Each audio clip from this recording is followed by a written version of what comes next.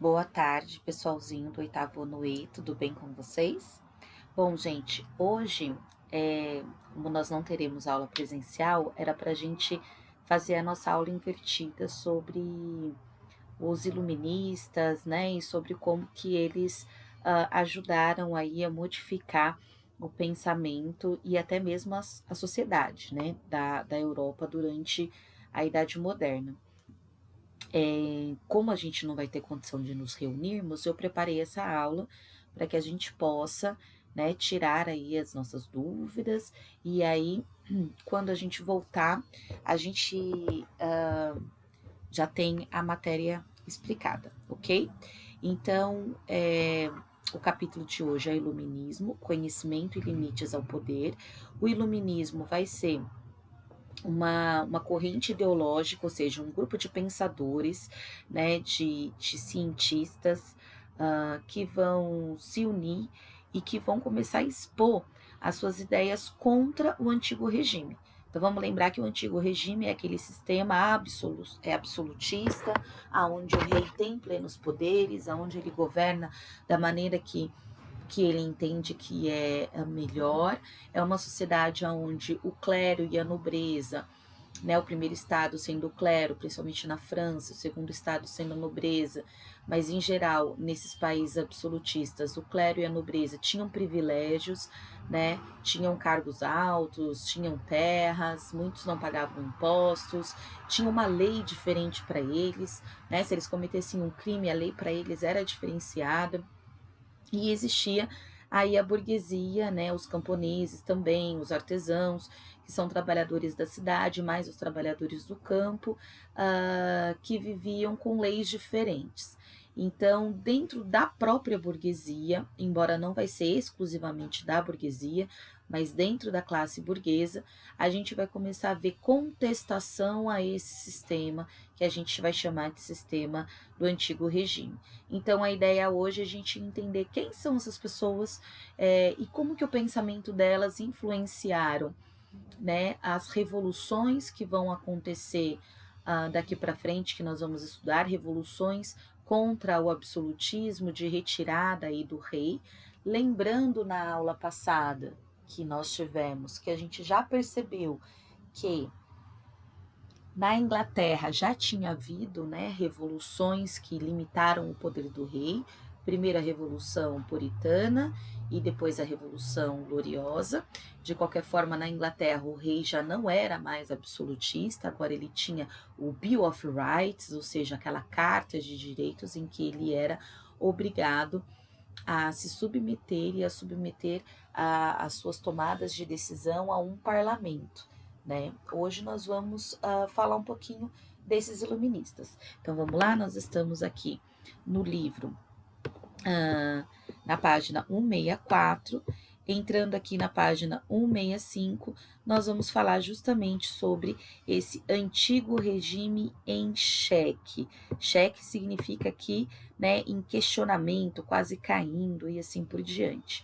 Então, aqui o texto vem falando para a gente sobre como a nobreza se destacava, né, como ela se sentia melhor e superior ao restante da população, né? Então o texto vem falando aqui, por exemplo, da cor púrpura, que era utilizada simplesmente pelas famílias, né, do rei, pela família real, então ninguém da, da nobreza e nem mesmo da sociedade podia utilizar a mesma cor, né? Como vimos na abertura do módulo, os reis franceses podiam, por exemplo, exercer o poder da justiça e também podiam violar a correspondência por autoridades de governo, censurar publicações como jornais e panfletos, né, controlar até mesmo as vestimentas dos seus súditos, ou seja, o rei ele tinha um grande poder, né? Aqui tem um texto falando um pouquinho, né, mostrando sobre a cor púrpura. E essas práticas elas começam a ser questionadas, principalmente aqui, como eu falei para vocês, pela burguesia, né? Então a burguesia ela vai ser principalmente os países, a parte da população nesses países que vão contra esses pensamentos, porque muitos deles tinham dinheiro, mas não tinham acesso a esse grupo privilegiado, né, que era essa nobreza. Então eles queriam uma sociedade onde eles pudessem ser considerados iguais também, né? E aí o termo iluminismo vai ser adotado porque eles vão começar a olhar esse antigo regime como sendo uma escuridão que deveria ser superada e substituída por uma forma de governo mais racional, uma forma de governo mais justa, né? Então, por isso o nome o iluminismo, ok? Uma expressiva movimentação aí desses burgueses que vai se aprofundar naquele renascimento que vocês já estudaram no final do ano passado, né? Que foi o renascimento cultural que começa lá no finalzinho da Idade Média, tá? Então, as luzes e as ciências humanas. Então, aqui tá falando que o iluminismo ele vai se aprofundar no método científico e na crença da razão humana e simplesmente na ideia de que o conhecimento deveria vir da ciência e não mais ser um conhecimento liderado pela Igreja Católica e muitas vezes com a intenção de manter as pessoas obedientes, né? Então, aqui, ó, o ser humano não estaria mais submetido às forças teocêntricas, ou seja, com Deus no centro, né? Ele era visto agora como um sujeito de sua própria história e livre para decidir o seu caminho, né? Então, aqui a gente tem o cientificismo, né, aumentando aí.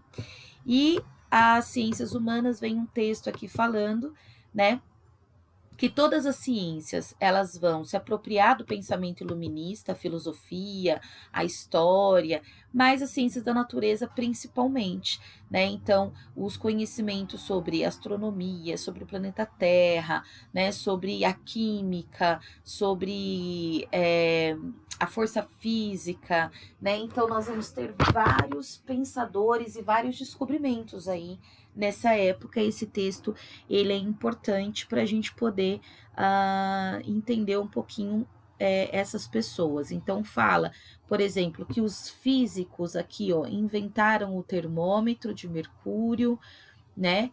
Franklin provou que os raios são descargas elétricas. Aí no final do século, o italiano Volta conseguiu, por meio de uma pilha, produzir essa corrente elétrica, né?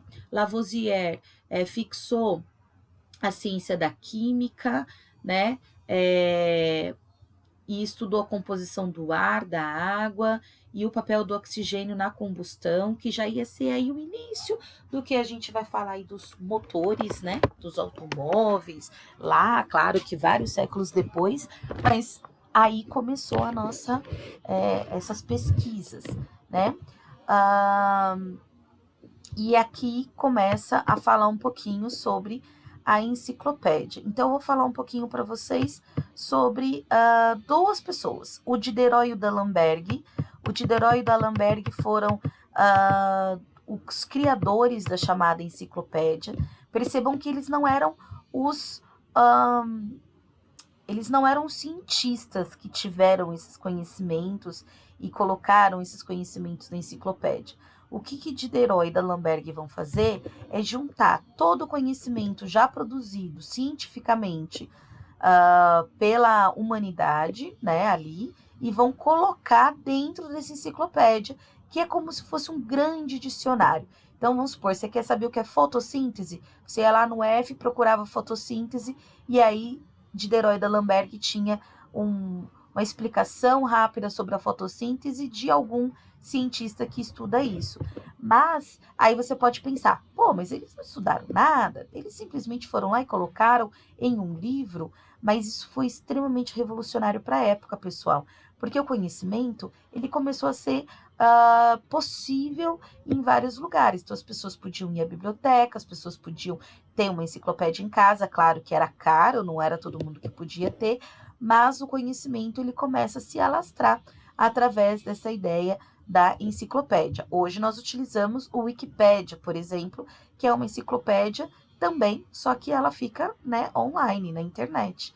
Mas essas enciclopédias, se você perguntar para os seus pais, para os seus avós, era extremamente comum, não essa do Diderot e da Lamberg, que é muito antigo, mas a gente tinha as grandes enciclopédias que a gente, quando ia fazer trabalho de escola, tinha que ir lá buscar a enciclopédia. Às vezes as pessoas tinham em casa coleções de enciclopédia, um livrinho para a letra A, um para a letra B e assim por diante, ou a gente ia à biblioteca pesquisar sobre os assuntos que os professores pediam para nós. Então a enciclopédia, ela só hoje mudou de cara, ela está na internet, mas ela ainda faz parte do nosso cotidiano, né?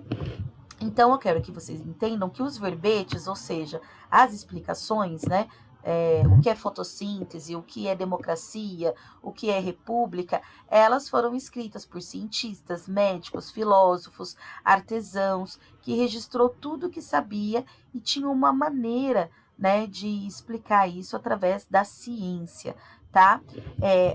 A linguagem que eles utilizavam era para facilitar a compreensão do leitor, porque a ideia não era que só cientistas pudessem ler, a ideia era justamente fazer com que o povo tivesse a capacidade de ler aquilo e conseguisse, de uma certa forma, se deixar de ser, digamos assim, enganados pelo misticismo, né, ou pelas lendas, ou por aquelas simpatias para poder resolver algum tipo de doença. Então a enciclopédia ela tinha essa função de conseguir organizar os pensamentos, né? E aqui a gente tem uma ilustração da fabricação de instrumentos musicais.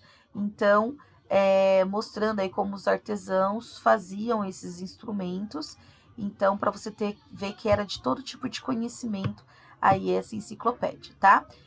Vocês vão fazer a atividade 1 do livro, tá bom?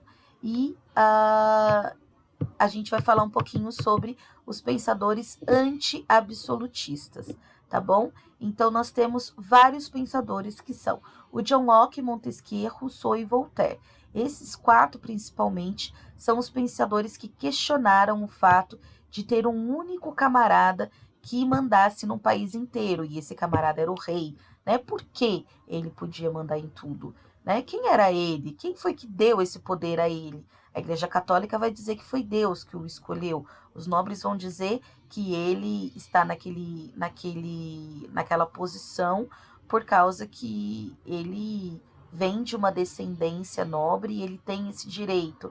Mas a burguesia vai começar a questionar se ele realmente tem esse direito de comandar tudo, né? Então, todo esse conjunto de pensamentos, de todos esses pensadores, ficou conhecido como liberalismo político, né? E ele foi publicado em livros, em panfletos, claro que sempre, gente, correndo o risco de ser censurado, esses pensadores sempre correndo o risco também de serem presos, e assim por diante. E aqui a gente tem a escultura, né, de Rodin, que é o pensador, que se torna símbolo do ser humano com a atitude de pensar.